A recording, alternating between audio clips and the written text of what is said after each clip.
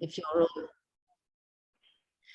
Hello and welcome. I'm Siobhan Wills and I'm director of the TJI, and I'm delighted to welcome you all to this panel discussing the outstanding equality and rights issues that have not yet been resolved, that are set out in the Belfast Agreement but have yet to be resolved, and to discuss and debate what should and how to incorporate these rights and equality issues into a Bill of Rights.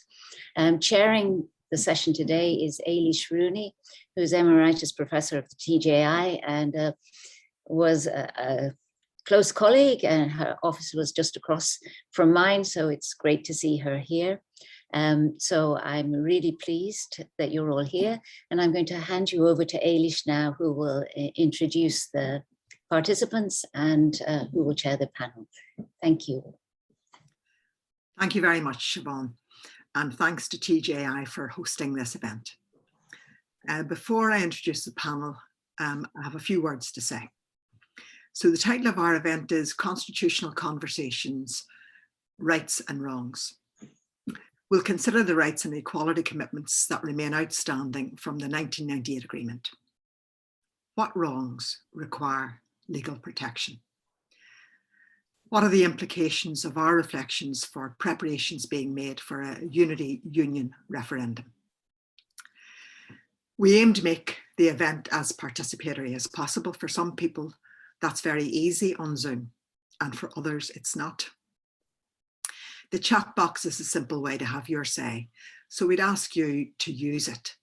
You know, for example, what rights do you want to see protected in an all-island Bill of Rights or in a Bill of Rights for Northern Ireland? Please make use of the chat box if possible to have your say as we go along. However, if you're simply here to listen, then you're also very welcome. Before the presentations and reflections on wrongs of, I'm reflecting on wrongs of the moment, and I want to say a few words about the proposed legacy legislation, or amnesty law as it's been called. Prime Minister Johnson plans to introduce an amnesty law against the express wishes of bereaved families here, of victims and survivor groups, of all the political parties and the great majority of people. The following words that I'd like to say are not my own. They're taken from the opening of the 1998 Good Friday Agreement. The tragedies of the past have left a deep and profoundly regrettable legacy of suffering. We must never forget those who have died or been injured and their families. But we can best honour them through a fresh start in which we firmly dedicate ourselves to the achievement of reconciliation, tolerance, and mutual trust, and to the protection and vindication of the rights of all, of the human rights of all. These words are not forgotten. They belong to us all. They were subject to referendums in both jurisdictions on the island. They are the bedrock of the agreement. Prime Minister Johnson may do as he will at Westminster, but his amnesty law is not the end of the journey for justice for bereaved families. Okay, now let's turn to the panel and their themes.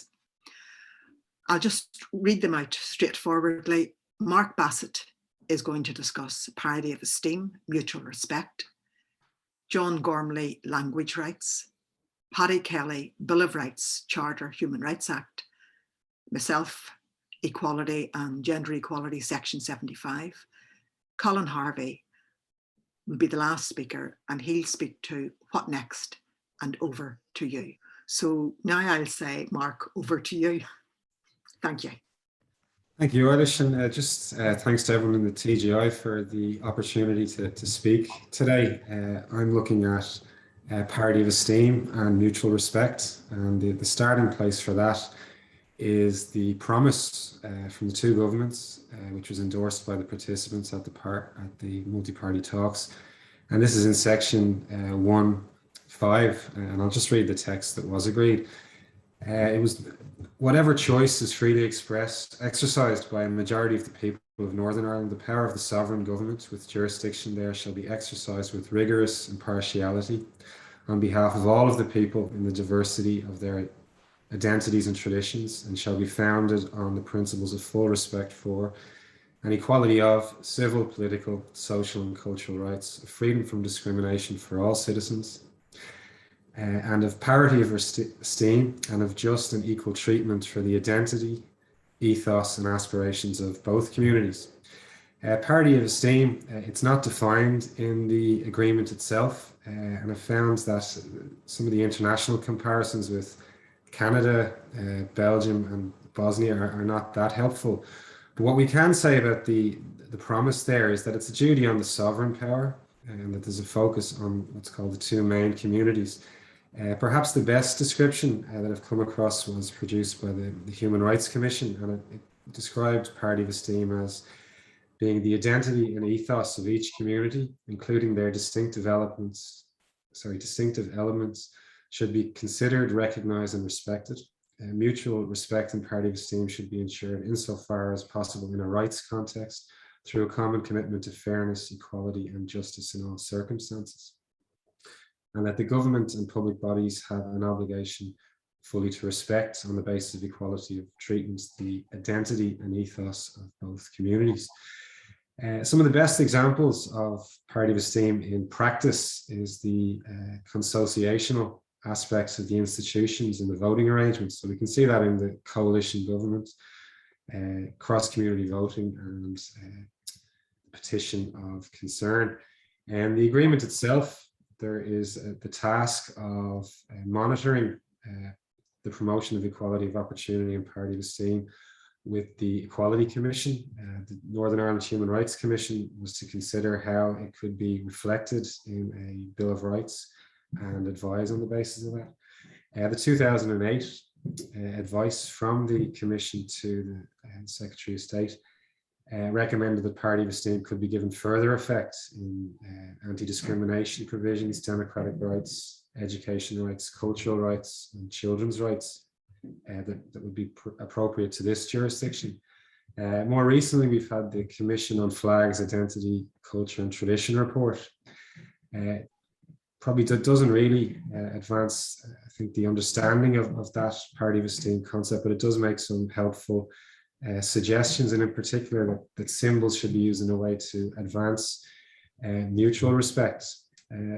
The courts here in this jurisdiction, I think, have quite struggled to give parity of esteem any real meaning. The few cases in which it has reached either the High Court or the Court of Appeal, the courts are really not adding much to the affidavit evidence of the NIO and the submissions of the Crown Counsel are adopted as correct statements of the law, and that can be seen in there's a challenge to the flags order by Conor Murphy back in 2000, and more recently there was a challenge by Helen McMahon to the flying of the Union flag on Omagh Courthouse. And both the Court of Appeal and the High Court looked at that promise and said it was an obligation to exercise with rigorous impartiality, but also that any power being exercised would be founded on the principles of full respect for and equality of the communities. So in effect, the courts have accepted that that parity of esteem promise is really given effect through the anti-discrimination legislation. And my own take is that I think that's possibly not correct. The parity of esteem, as set out in the agreement, I think have always understood it as to be something distinct from the more prescriptive promise of equal rights. It's more an institutional design. It reflects an idea of just government.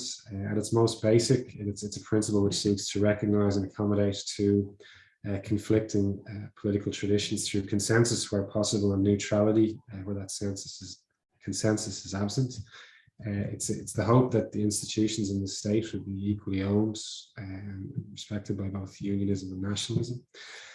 And it's been very hard to define it, but take kind of the idea or the description that Mr. Justice Potter, who was a member of the United States Supreme Court, and there was many years when that Supreme Court was trying to find a workable standard for free speech in the context of pornography. And Justice Potter, he declined to define obscenity in one particular case, but he just said, "I know it when I see it." And 25 years on from the Good Friday Agreement, there is no agreed definition of parity of esteem and mutual respect. But I think I know it when I don't see it. And there's some important examples. Some of the more unattractive features of the current UK constitution: you've hereditary monarchy, coronation oath, and oath of supremacy. More recently, in this jurisdiction, there are some measures which seem to regard some symbols, commemoration, language, or viewpoints as inherently neutral, while others are divisive. And I don't think that can be reconciled with that premise either. In the Republic at the moment, and one of my hopes would be that any new constitutional arrangement will give prominence to parity of esteem. And we should take in the text of the Irish Constitution, Article 3, as setting the new tone. But some of the aspects that would have to be revisited, I think, would have to be the preamble, the primary status to the Irish language, maybe the flag, the anthem. Very important that equal status is given to British citizenship in terms of all rights, civil, political, and cultural. And we'd have to look again at compulsory Irish in school and entry to the legal professions. So the hope would be that parity of esteem, when it's given full effect either in this jurisdiction or in all Ireland Bill of Rights, it won't be seen by anybody as a sword against the other side or as a shield against the other side. Instead, it's a management tool to try and find consensus and agreed and respectful outcomes. Thanks, Eilish. Hopefully I haven't gone over the time. Thanks very much, Mark. That's excellent. Thank you very much. And you've reminded me also to just make it clear to everyone listening that each of the panel makes a contribution in a personal capacity. So thank you for that too. Can I call on yourself now, John? That's better. Thanks very much. And thanks also to... You're on mute again, John. That's it. Just thanking TGI for giving us the opportunity for this discussion. So I want to discuss the Irish language as an area where outstanding commitments remain from the Good Friday Agreement, and perhaps derive some lessons from that. In 1998, the Good Friday Agreement committed the British government to taking resolute action to promote the Irish language, to facilitate and encourage its use, and to remove restrictions which would discourage its development. The British government became a signatory to the European Charter for Regional or Minority Languages in 2001, with a commitment to resolute action to promote regional or minority languages in order to safeguard them, including an obligation upon public authorities to remove any legal or practical obstacles to the use of minority language place names. Further commitments were made as part of the St Andrews Agreement in 2006, with the British government promising to introduce an Irish Language Act reflecting on the experiences of Wales and Ireland, and to working with the incoming executive to develop strategies to enhance and protect the language. All of these commitments are still awaiting implementation.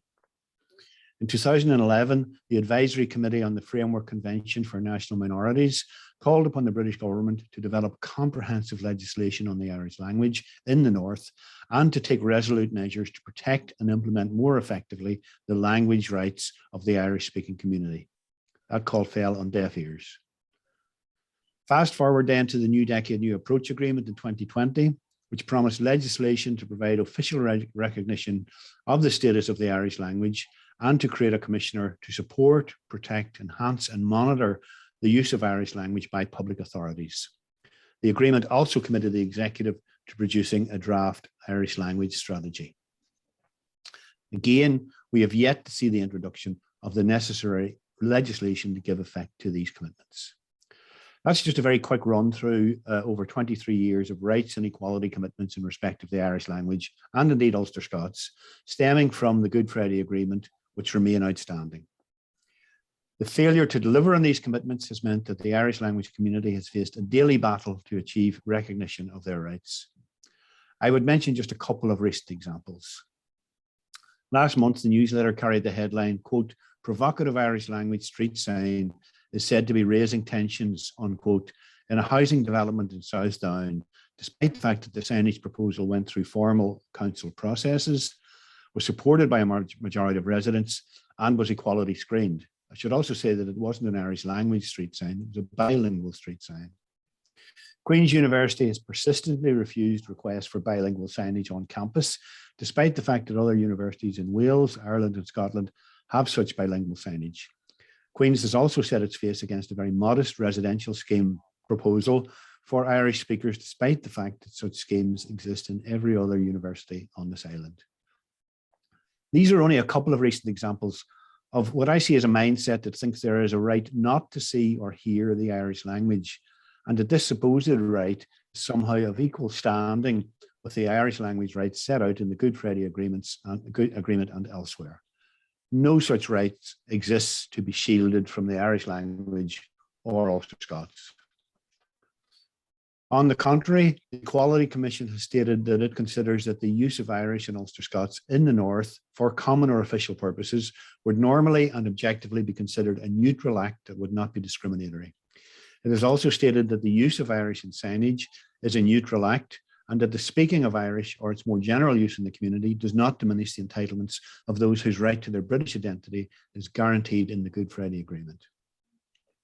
The Advisory Committee on the Framework Convention has stated that implementation of minority rights protected under the Framework Convention is not to be considered as discriminating against other persons. It also warned against governments or agencies adopting a static interpretation of the notion of good relations, which pushes the protection of language rights to the fringes in order to avoid any perceived potential to create tensions between the two main communities. In fact, the UN Special Rapporteur on Minority Issues reported in 2017 that ethnic tensions and conflicts within a state are more likely to be avoided where language rights are in place to address the causes of alienation, marginalization, and exclusion.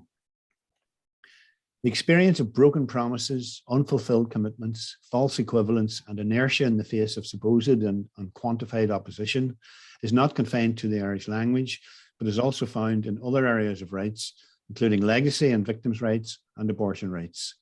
These and other rights need to be protected. Unless and until these and other rights are explicitly included in a Bill of Rights, I believe that citizens of this part of the island or of a future united Ireland will not receive the civil, political, economic, social, and cultural rights to which they should be entitled to expect. Thank you. Thank you very much, John. That was excellent. Paddy, can I call you in now? Paddy Kelly. Thanks, Eilish. Can you hear me okay? I can hear you fine. And apologies in advance. I've been having some IT difficulties this morning in case I bug out. Can I again reiterate the thanks to TJI and to the Human Rights Consortium for today's event, and can I congratulate the Consortium on an excellent programme of events for the Human Rights Festival. Noting the attendees, I would also say that a lot of people who are joining us this morning will know this, what I'm going to say, inside out. And in that context, I'd be delighted to hear of their views on how we promote this discourse within the constitutional conversation going forward. A meeting of the British-Irish Intergovernmental Conference took place at the Foreign, Commonwealth and Development Office last Thursday, the 2nd of December. UK government was represented by the Secretary of State, Brandon Lewis, and the Irish government was represented by Minister for Foreign Affairs, Simon Coveney, and Minister for Justice, Helen McEntee. So a high-level engagement. The conference considered, among other things, rights and citizenship matters. And in their communique after the conference, the UK and Irish government reaffirmed their commitment to the important guarantees of rights and the protections set out in the Belfast Good Friday Agreement. So what does the British and Irish government reaffirming their commitment to the important guarantees of rights and protections set out in the Belfast Good Friday Agreement mean in reality? Or should I say, what should it mean in reality? It means that the Bill of Rights provided for in the Good Friday Agreement 23 years ago A Bill of Rights with the potential for strong enforceable protections of socio-economic rights, strong equality protections for everyone, regardless of their gender, religion, ethnic origin, age, ability, disability. A Bill of Rights which would ensure a child with mental health needs would be able to access services even if their parents couldn't afford it, will finally see its way onto the Westminster statute books. And the communique, if acted upon, would mean that both governments will finally deliver on the promised All-Ireland Charter of Rights, which has the potential to ensure equivalency of rights protections on the island, growing protections in both jurisdictions. A Charter of Rights which the respective human rights commissions have not looked at in 10 years. One can only speculate as to what the safety net the Charter and the Bill of Rights might have provided in the time of COVID and in the inevitable diminution of rights in this jurisdiction as a result of Brexit. The communication also means that the British government will shortly introduce at Westminster legislation to give effect to Irish language rights as provided for in the Good Friday Agreement and subsequent agreements as John has outlined. It means, or should mean, that the human rights institutions in both jurisdictions will finally be properly resourced and their independence and powers strengthened, and that equality of opportunity in relation to religion and political opinion, gender, race, disability, age, marital status, dependence, and sexual orientation will become a reality as opposed to a tick box exercise in an equality screening form. It means that there should be no diminution of rights as a result of the UK leaving the EU. And it means that the British government have recommitted to the incorporation of the ECHR with direct access to the courts and remedies for breach of the convention. That's to say, the Human Rights Act and judicial review access. And it also means that individuals that work to give effect to the Good Friday Agreement in all its parts will not be discriminated against. The British and Irish government reaffirming of their commitment to the important guarantees of rights and the protection set out in the Belfast Good Friday Agreement means the imminent delivery of all the undelivered rights protections provided for in the Good Friday Agreement, if only. You will, of course, be very surprised to hear that it appears that the British government were being disingenuous when they signed their name to the joint communique. Only 3 days later, on Sunday, the 5th of December, excuse me, Dominic Raab, UK Justice Secretary and Brandon Lewis's cabinet colleague, in an interview with Times Radio said he wanted to overhaul the Human Rights Act to correct the balance of freedom of speech and privacy. While in an article in yesterday's Times, it is reported that his boss, Peppa Pig's #1 fan, wants to further curtail the court's ability to overrule decisions by ministers through the judicial review process. Judicial review being the key legal enforcement tool to ensure government is held to account for its delivery on its human rights commitments under the Human Rights Act. And so it goes on an almost daily basis.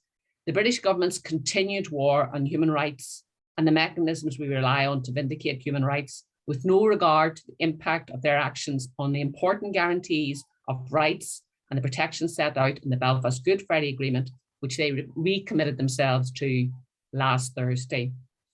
We need only look at their approach to the Brexit negotiations, nor do they give any consideration to how their undermining of the human rights protections provided for in the Good Friday Agreement will impact on our most vulnerable citizens and their ability to vindicate their rights and secure access to critical services like mental health services, housing, education, cancer services, respite care.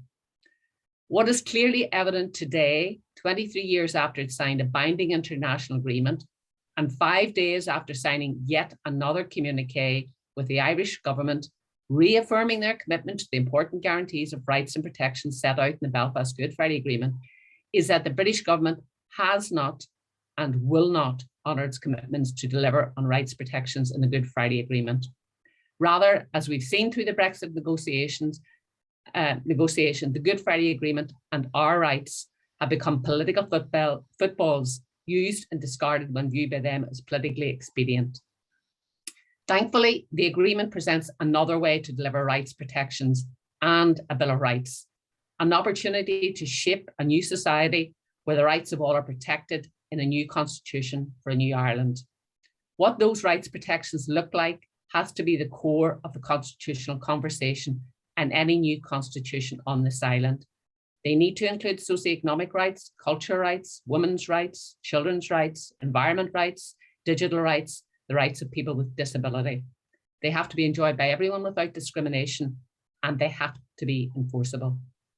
Human rights advocates like those on this meeting today, community activists, trade unionists, civil society, ensured rights were at the heart of the Good Friday Agreement. As the constitutional conversation develops and grows, we need to step up again and do the same thing again. We need to take control of and frame the agenda, ensure the rights protections are at the heart of the conversation and any new constitution. Thank you. Thank you very much, Paddy. That was excellent. I'll move on to my own contribution. I've already had an opportunity to say a few things earlier, so this will be short. Sometimes I wonder, when the call goes out for gender equality, who is listening, or where in public life are women's voices heard? Who is listening when, for instance, in 2019, the Women's Policy Group published the Women's Manifesto ahead of the elections that year? They will probably do the same before the elections next May, and the Women's Manifesto is available online. Who listens when, in 2016, the Equality Coalition submitted an analysis of the equality impacts, including gender, of the Stormont House Agreement? The Gender Principles for Dealing with the Legacy of the Past, published 6 years ago, has clearly been ignored in the plans for an amnesty law that I mentioned earlier. The recently released report from the Commission on Flags, Identity, Culture and Tradition caused a commotion. Amongst the 12 members on the commission, there was one woman, Dr. Katie Radford. That imbalance caused a commotion in the women's sector. Is anyone listening?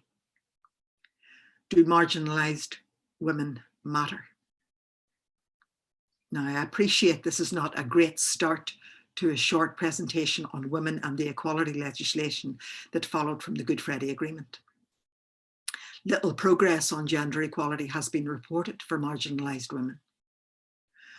The Equality Coalition report on Stormont House tells of significant progress in employment equality between the two main communities, as they're called. However, right now, and for this presentation on gender equality, I'm afraid I've almost given up on trying to emphasise the positive. That may be because I've been reading the agreement again and have admired the hope and promise it offered, the equality and rights principles and policy commitments it affirmed, as well as its recognition of women's marginalisation in public and political life and the need for gender equality.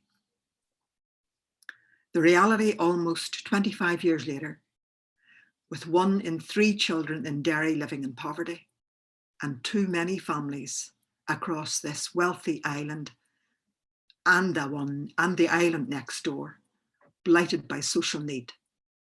It takes an effort to hold on to what really matters about equality in the agreement and to continue to press for its realisation. A useful starting point might be to revisit the Human Rights Commission advice to the Secretary of State for Northern Ireland, submitted in December 2008. This time, 13 years ago, in its submission to the Commission, the Commission further developed the 9 equality grounds named in Section 75. Paddy's already referred to them. They are religion, politics, race, age, marital status, sexual orientation, gender, disability, and dependence. It drew on progressive international standards that include social and economic rights, and it named around 30 sources of discrimination, including intersecting grounds that require protection against discrimination. The named categories include, for instance, Irish travellers, nationality and health as grounds to be included in the new Bill of Rights for Northern Ireland. That was 13 years ago. When you think of it though, frustration at slow progress and even exasperation at the failure of Westminster and Leinster House to support and oversee the full implementation of the agreement. These reactions provide strong reasons to draw on the Women's Manifesto, to integrate the gender principles for legacy, to engage civil society afresh, and encourage everyone interested in equality and rights to join in the work of drawing up a Bill of Rights that is fit for purpose. Make it the best small island Bill of Rights in the world. A brilliant Bill of Rights for Northern Ireland, if you will, with the strongest commitments to women's social and economic equality. Let's do it. Why not? Thank you. I can't say to myself that was a brilliant presentation, but I will say over to you, Colin. Thank you very much indeed. That was brilliant, Eilish. Well done. Excellent presentation. Brilliant Bill of Rights would be great. So thank you all very much. Thank you, TGI and the Human Rights Consortium. I just want to commend the Human Rights Consortium in all involved for organising such wonderful events all this week in Human Rights Day, Human Rights Week, leading up to Human Rights Day on Friday. So well done, all involved. So I've got the rather problematic question of what next, which I'm tempted to ask everybody who's in this call today, but just share some reflections on the what next question. We've been doing a lot of thought in this discussion today and beyond today on the current challenges around rights. And a lot of that discussion, and it's clear in all the presentations so far, is how we advance a lot of unfinished business, whether it's the Bill of Rights that never happened, the Charter of Rights that never happened, the Irish language legislation that we've outlined, the general mood and attitude towards core concepts in the agreement that haven't been taken forward. It's a list that we all know very well. I suppose the question I would pose today is, we need to think about why we are where we are now and what lessons we can learn from that legacy, if you like, of unimplemented commitments. If we are entering into another discussion, what can we learn from where we are now? In a sense, many of us are probably best captured by doing the best with what's there in the very difficult circumstances of Brexit, and really trying to maximize the potential of the tools that are already there in the circumstances where there's a lot of unfinished business. You know, the Human Rights Act is still there, although we know what the current government's views towards it and what might happen next, and Paddy has noted that. Really woefully undiscussed in the wider public debate is the important human rights and equality guarantee that's in the protocol, Article 2 of the protocol, non-diminution provision. While it doesn't address all the problems, contains some mitigation, and we need to hear more about Article 2 of the protocol in the public discussion. There are piecemeal equality and anti-discrimination guarantees. There are institutions on human rights and equality, and there are piecemeal gains being made, and we need to think about why those gains have been made and what mobilizations led to them being made. But essentially, it's a sort of doing the best with what we have and making the most of things, and holding on to what we have seems to be the dominant, with a lot of unfinished business. And things at the moment on a number of the issues we've raised in this discussion, let's be candid, don't appear promising. For example, the Bill of Rights does not appear imminent as we speak at the moment. And that can be said of a range of equality and human rights promises, which I suspect reflects the mood of some of the presentations today.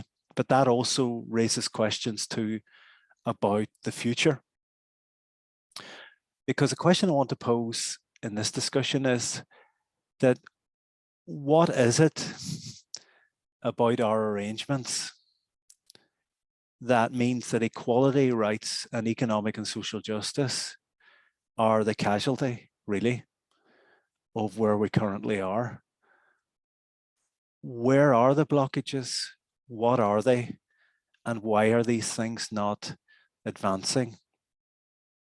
And we need to have candid and honest conversations about the answers to those questions, to reflect on the lessons learned, but also what next.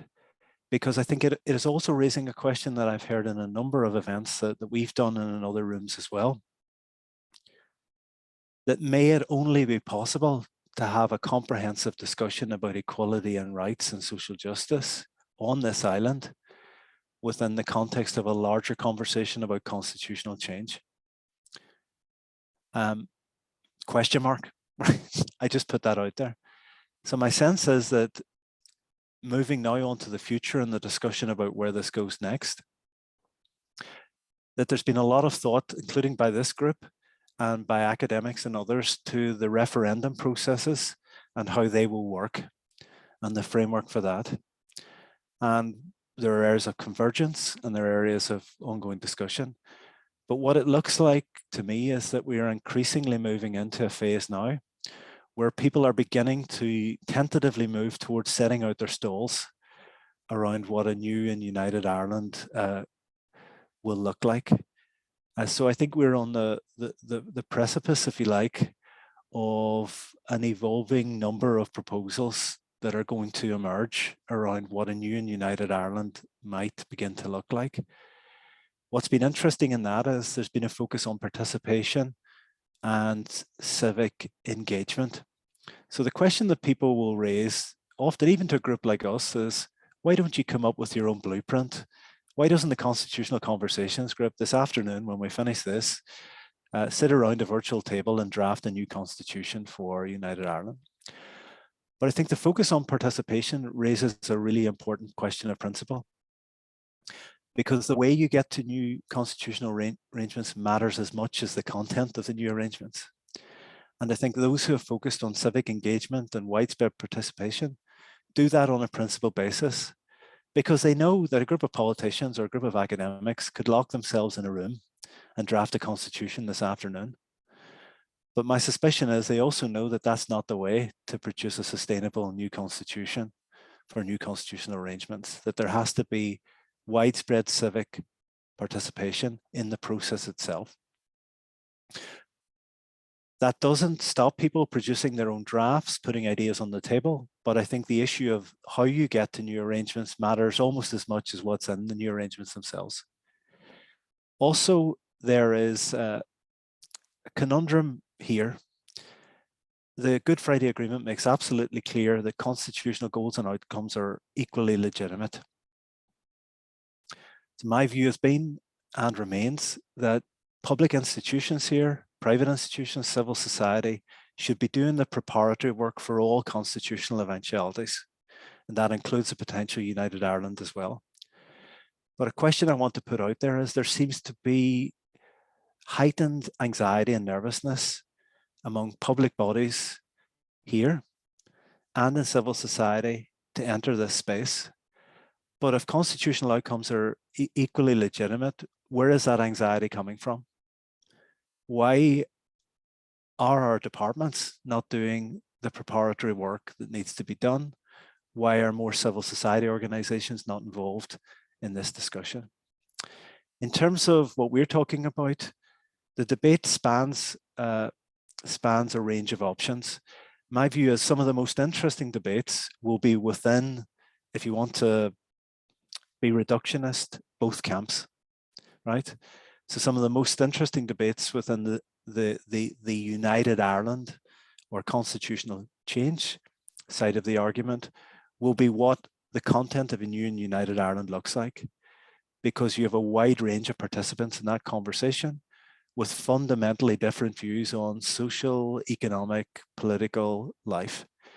What's emerged so far, it seems to me, is a continuum between those who are engaged on a more cautious basis, a sort of continuity model of New and United Ireland, to those who see it as a more transformative conversation, but chance to reimagine the island. And it will be interesting to see where that debate ends up once we get more and more into the process. My sense is those involved in the human rights and equality debate are strongly in the transformation side of that continuum, but it is a continuum. And as more and more people enter the conversation, there'll be also more and more people in that debate who have a much more cautious view about what new arrangements look like, which is an argument for people being less nervous about entering the space. Change also won't be a one-off. A New and United Ireland won't be a one-off event, it'll be a process. There'll be discussions about what happens before, during, and after. How much of what we're talking about today will be fleshed out or detailed in advance? How much may emerge in processes afterwards? And if you're using the language of a New and United Ireland, it will always be work in progress. There'll always be new human rights challenges, new equality challenges that evolve over time. So it won't be a one-off event. But ultimately what we're talking about is how you make sure human rights and equality advocates, arguments and analysis, how they are all baked into the process from the start.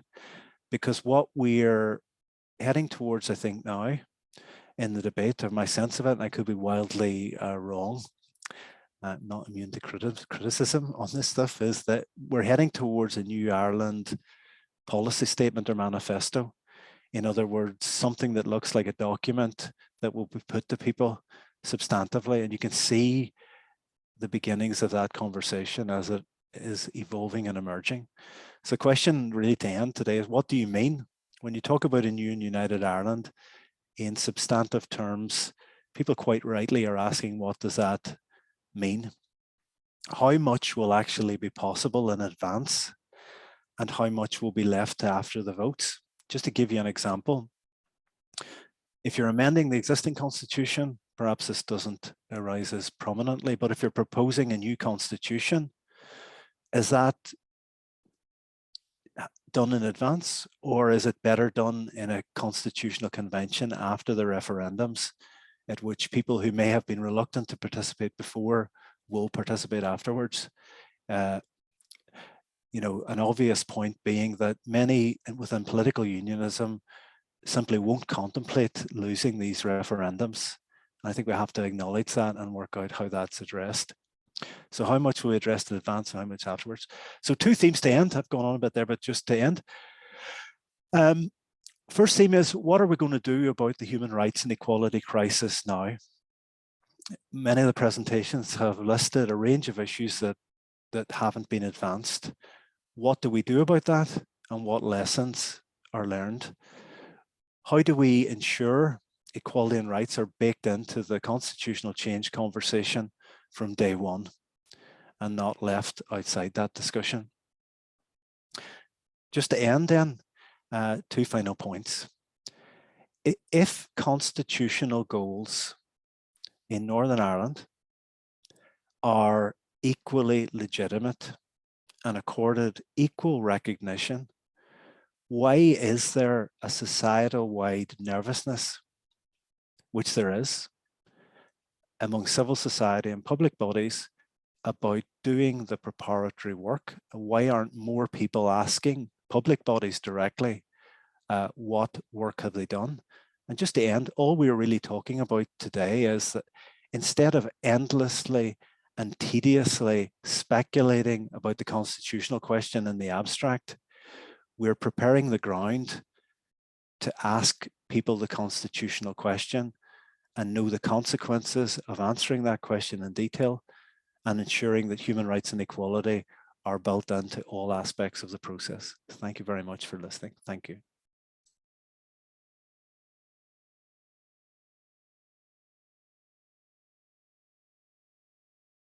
That's me now. Thank you very much, Colin. Excellent presentation. Thank you. I would like to encourage people who are in on the Zoom call to indicate either a willingness to have a question. Let me just see there now. I have one question here coming up, and I would encourage others on the call to come in with any questions. I'd also encourage our panel to maybe step up to the challenge that Colin makes about participation and the reluctance.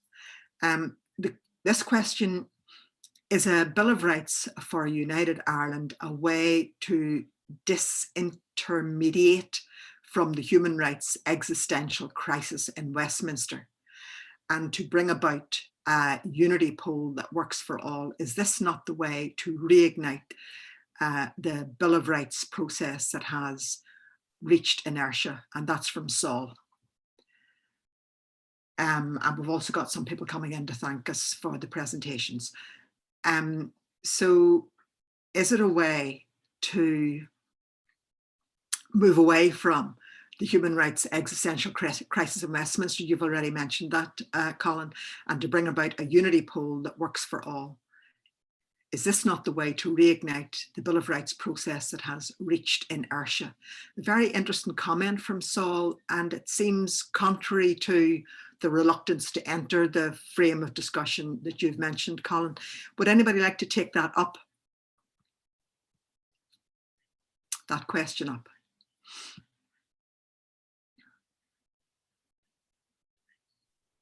Do you want me to? Yes. It's just a yes, very quickly.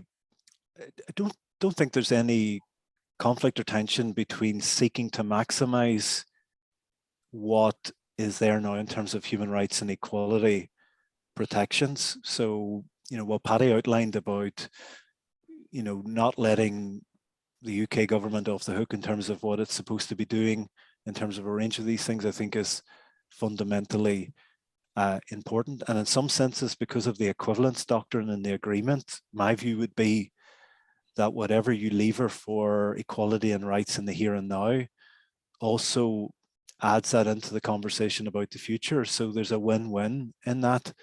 But I think it also raises hard questions about why we are where we are, across the range of these areas, of candid responses to that, and then working out where we go next. So I just really reporting back that in a number of the conversations we've had and other discussions, people are, have we reached the end of the road, right? Let's be provocative. Have we reached the end of the road in terms of what the current arrangements here can deliver for a meaningful equality and rights agenda in the North, Northern Ireland, or on this island? I think is a legitimate question.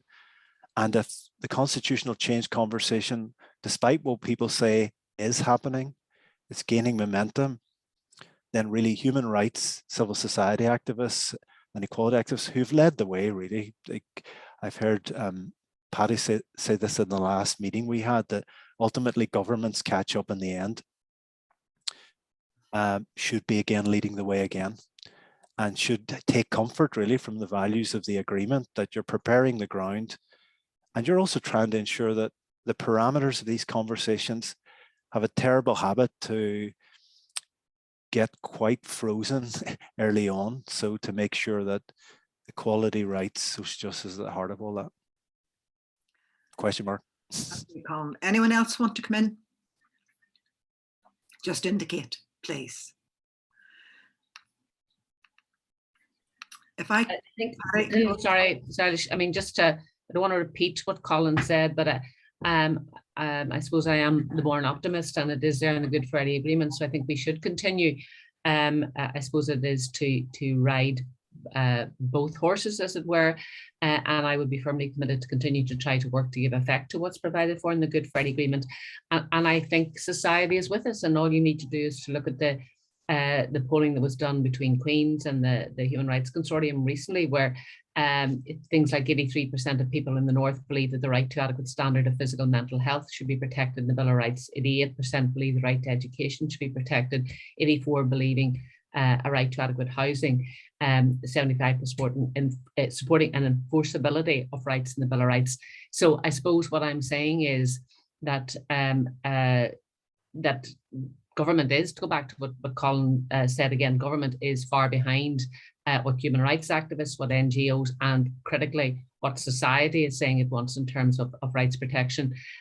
So I think we need to continue to put pressure on government, both in the Assembly, but also Westminster, because that's where it should be legislated for, the Bill of Rights, to actually honour their commitments into the nationally binding agreement and to do what the people say that they want actually done. And we also need to look at other ways. I mean, you can look at the powerful achievement through litigation in terms of marriage equality and a woman's right to choose. Well, we need to see that delivered in terms of practice, but where civil society and individuals have stepped up and actually made governments do the right thing. So yes, we need to deliver on what's in the Good Friday Agreement, but again, we can't ignore the conversation that's going on, and we need to learn the lessons, as Colin says, in terms of the Good Friday Agreement, and we need to work together to ensure that the discourse not only includes rights protections in any new constitution,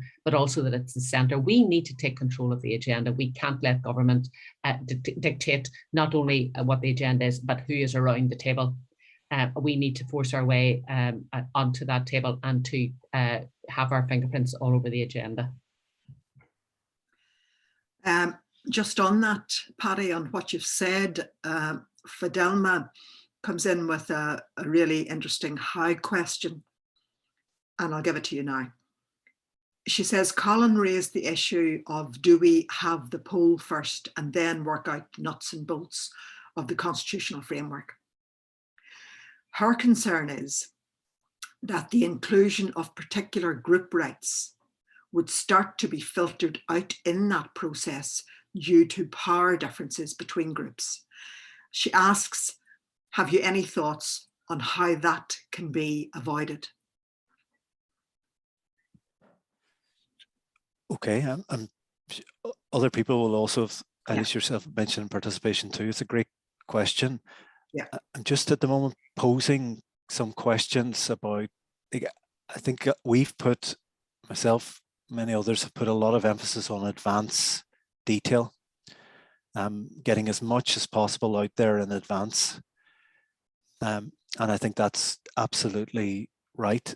Just posing the question that if you were to definitively go down the road of a new constitution, of how that emerges, there's some examples around the world. For example, Chile's doing some interesting things recently around participative processes for designing constitutional change. So Fidelma, it's a great question. So one of the things perhaps, if you think about a new constitution, you design the mechanism to try and filter out those sorts of imbalances, that you try and create. Like, obviously, what's really encouraging in the before conversation is just how many people are talking about citizens' assemblies and civic engagement and people's assemblies and civic participation. So there's an interesting question of design. So you would want your designers to be thinking now about how you design a participative process that addresses some of those concerns that Eilish also raised as well, about gender equality, marginalized vulnerable groups, voices that are not drowned out in a sense by powerful actors trying to stamp their own outcomes on a process. So I would say pay attention to your design proposals. We've actually had this debate even around the language of citizen assembly and people's assembly, and how you design those in a way that they're as inclusive as they can possibly be. So for many people in this conversation, many years have been involved in the transformational end of this, see this as a really exciting opportunity to do something different on the island and learn the lessons. So that's just, again, tentative response to that. Unfortunately, we're running out of time. I see Siobhan has come back in again, but I would just like to read Kevin's comment and query to the panel. I don't know if we'll have time to address it, Siobhan. Kevin says, what do the panel feel are the main barriers to progressing human rights change within Northern Ireland? Political vetoes seem to trump hard evidence that we need additional protections. How can we work around that? Constitutional change is certainly a legitimate option in that regard, but are there other options if the government or specific parties are not allowing change to happen at the pace that communities require? I don't think there's a short answer to that, or there's a short response that can be made to that, but I want to thank Kevin for it. And is there anything anyone would like to pop in and make any comment back to Kevin?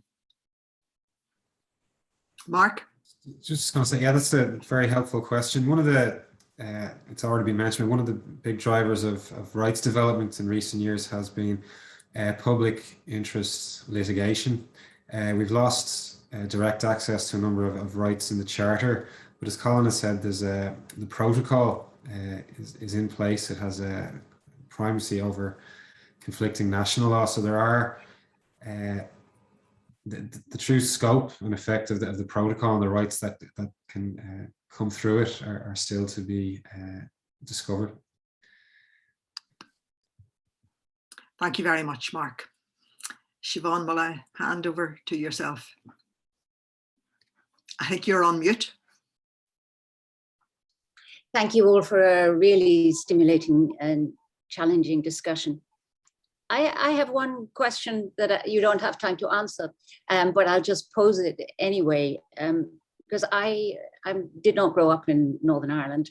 I grew up in 3 different countries, part of the time in the south in Cork, part of the time in England. My father's from a working class background, and part of the time in West Africa, Ghana and Nigeria. So in Ghana and Nigeria, we had quite a nice life as colonizers, effectively. And my grandmother's house in West Cork had no running water, no toilets, nothing. And in England, we were in a shifting environment. And in listening to the conversations that have come up today, there's been much of it has come out. It's come out of the Belfast Agreement, which came out of the conflict and the struggle for freedom from colonization, independence.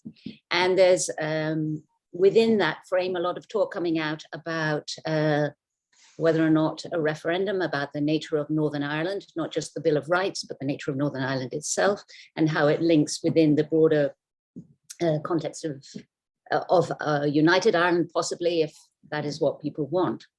But there's also a discussion of rights that are not specific to that conflict. Women's rights, rights for people with disabilities, and mental health rights. And this week, we've had lots and lots, the TGI has seems lots of talks. So Monday, there was a talk on intersectionality, which was an international speakers, talking about the legacy of colonialism, the issue of intersectionality, things like how the intersections of race, class, gender impact on how your experience of equality or non-equality within a society. And on Wednesday, tomorrow, we're having a talk about the rollback of women's rights, or at least I see it as a rollback of rights, with the possible, I can't think of the word, removal of the benefits legacy of Roe and Wade. And I was wondering to what extent can these debates, how are they integrated, the international challenges pushing against, I would say, colonialism and patriarchy, and the legacy of exclusion of societies that don't, people within societies that don't contribute financially. So possibly it's a challenge to capitalism. How those broader issues and rights equalities intersect with the very specific challenge for Northern Ireland. Does that question make sense? The question is wonderful, Siobhan. It's wonderful. Your comments are enough for maybe a podcast again where we'd ask you to come along and address issues, understand and track the pertinence of the issues we raise that are on an international stage. Yeah. And certainly the issue that you raised at the end, you know, we're feeling the rollback. It's an international experience, absolutely, so rightly so. And it's actually a great way to end our discussion, to be asked by you to raise our eyes to the horizon, if you like, of the relevance of our discussions on an international stage. So often we are deeply engaged in the immediate struggles that are going on in our own society, and rightly so. But maybe there's, you're forever having talks at TGI, maybe there's an opportunity here. Some links up in the future. Yes. Thank you very much for hosting us, Siobhan. Thank you, Eilish, for chairing wonderfully, and thank you all for your wonderful contributions. It's been a great lunchtime for me. Thank you.